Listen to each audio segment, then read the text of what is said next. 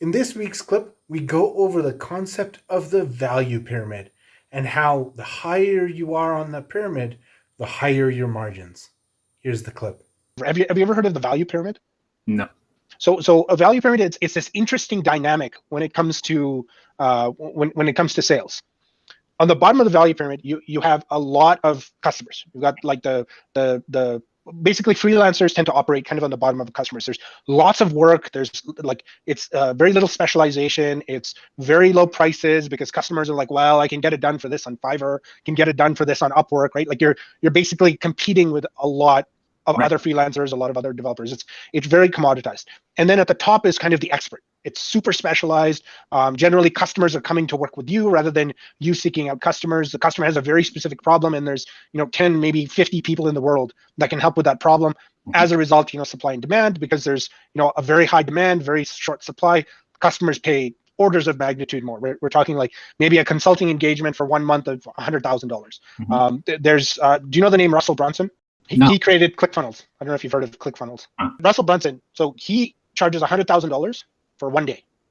Jeez. $100,000 for an 8-hour consult. And the main reason is because he has helped over, I think 3 weeks ago, they just sent out an update. It's over 1,000 businesses make $1 million. Dang. Right. So now as a result, you're going, hey, you know what? We're making, $200,000-$300,000 a day in selling product. We need a consultant to come in. Are we going to spend $5,000 on a consultant, or are we going to spend $100,000 on someone who has a track record and knows exactly what they're doing and can guarantee the results? Yeah, 100,000. Right. So in that scenario, I think it's just a matter of repositioning. I think if you're able to reposition what you want to offer and focus just on value creation, not so much on building a website or the commoditized stuff for customers that are higher up in that pyramid. So like startups are a great example of a bottom of the pyramid. There's so many of them. They're very easy to land. Startup clients, the work is very challenging. The work is very exciting. It's super innovative, but they don't always pay their bills. Right. Yep. That's the joy of working with startups. On the top side, you have enterprise, like Fortune 10, Fortune 100, Fortune 500 companies, the ones that are worth billions upon billions, like Amazon, Walmart, like all of these big players, the ones that will pay $100,000, $200,000 for 3, 4, 5-hour consult. Right. And then in the middle, you kind of have those medium-sized companies that they're not quite enterprise, they're not quite startups, they're established businesses. They know what they've been doing. They've been around for 5 years. 5 years is kind of the sweet spot. Yep. And those are the ones I think you should look at going after, because those medium-sized companies, they're easier to work with. They don't need a bazillion revisions. And the reasons why they don't need a bazillion revisions is because what they're doing is that they're kind of set in stone.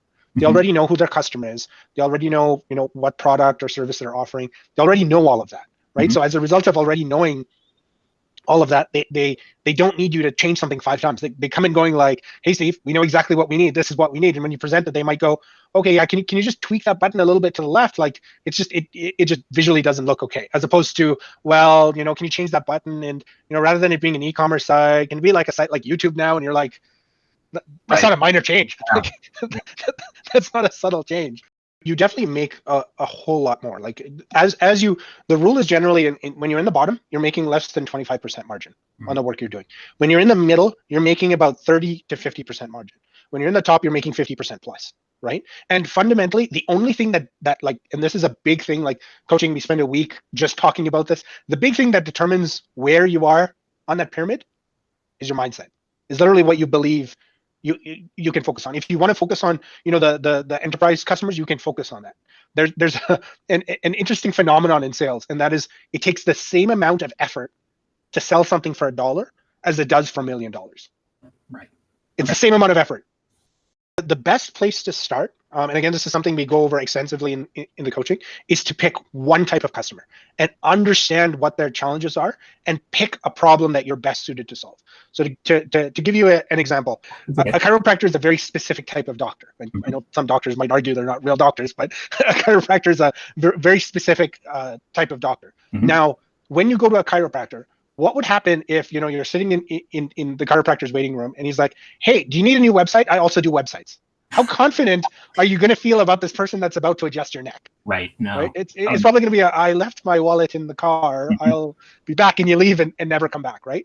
Whereas if you go to the chiropractor and he's like, hey, Steve, I only focus on neck adjustments. That's all I do. Mhm. How confident are you going to feel now when he says, okay, you know what, we're going to do this type of adjustment and it's focused specifically on your neck, and this is the results you're going to get from it. Specifically understanding the one type of customer and one specific problem that they have. So for example, one type of customer, you mentioned, you know, e-commerce, going back to that, retail. They sell goods in exchange for money. Fundamentally different than services. Services is a completely different dynamic. With product-based businesses, your entire goal is to convince the consumer that this product solves your need. With service-based businesses, it's all about convincing the consumer to form a long-term relationship where you can deliver value over time, right? So if you decide to focus on product-based businesses, you can. It's still a little broad. I'd suggest, you know, try and pick a specific industry like cannabis. Cannabis is an industry that's exploding right now. I was going to make some joke about it being up in smoke, but it just came to me. It just came to me now. Anyway, so cannabis is an industry that's growing quite heavily right now. So if you were to specialize in, you know, taking cannabis-based businesses that don't have an e-commerce presence and giving them an e-commerce presence, that would be very specific enough. You'd be able to very easily identify who is your customer, who's not your customer, but more importantly, you're going to know what they're looking for and what they care about.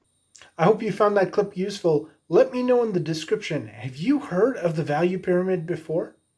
As always, be sure to smash that like button and subscribe for more videos, which I release every Wednesday. If you're a freelancer or business owner, in the description, you'll find a link for a complimentary one-on-one strategy session with me. Look forward to speaking with you.